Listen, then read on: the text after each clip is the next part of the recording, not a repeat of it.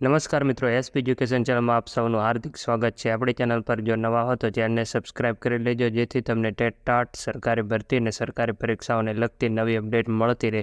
જો આપણી Telegram channel પર જોઈન ન થયા તો ત્યાં થઈ જજો। વિડીયો નીચે લિંક મૂકેલ છે, ત્યાં પણ તમને શિક્ષણને લગતી ઘણી માહિતી મળી રહેશે।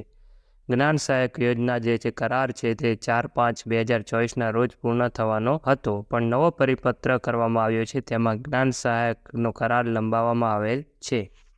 ગાંધીનગરથી પરિપત્ર કરી દેવામાં આવ્યો છે અને દરેક જિલ્લામાં આ પરિપત્ર પહોંચતો કરવામાં આવ્યો છે। જિલ્લા શિક્ષણ અધિકારીને આ પરિપત્ર કરી દેવામાં આવ્યો છે। આપણે દાહોદ જિલ્લાનો પરિપત્ર જોઈએ। ઉપરોક્ત વિષય અને સંદર્ભ પરત્વે જણાવવાનું કે જ્ઞાન સહાયક યોજના અંતર્ગત વર્ષ 2023-24 માટે સંદર્ભ પત્ર 1 થી 4 અન્વયે સરકારી તથા બિનસરકારી અનુદાનિત માધ્યમિક અને ઉચ્ચતર માધ્યમિક શાળાઓમાં જ્ઞાન સહાયકનો કરાર તારીખ 4/5/2024 સુધી કરવા સૂચના આપવામાં આવેલ હતી। ગુજરાત માધ્યમિક અને ઉચ્ચતર માધ્યમિક શિક્ષણ બોર્ડના સંદર્ભ પત્ર 5થી રાજ્યની તમામ માધ્યમિક અને ઉચ્ચતર માધ્યમિક શાળાઓમાં ઉનાળુ વેકેશન તારીખ 9/5/2024થી તારીખ 12/6/2024 સુધી જાહેર કરવામાં આવેલ છે।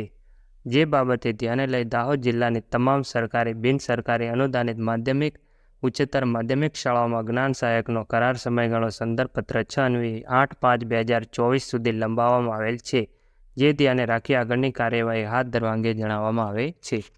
એટલે વિદ્યાર્થી મિત્રો, જ્ઞાન સહાયકનો જે કરાર છે 4/5/2024 સુધી નહીં, પણ 8/5/2024 સુધી રહેશે અને 9 તારીખથી વેકેશન જાહેર થશે અને 12/6 સુધી રહેશે અને 13 તારીખથી સ્કૂલો ખોલી દેવામાં આવશે। આજના વિડીયોમાં બસ આટલું, મળીશું નેક્સ્ટ વિડીયોમાં।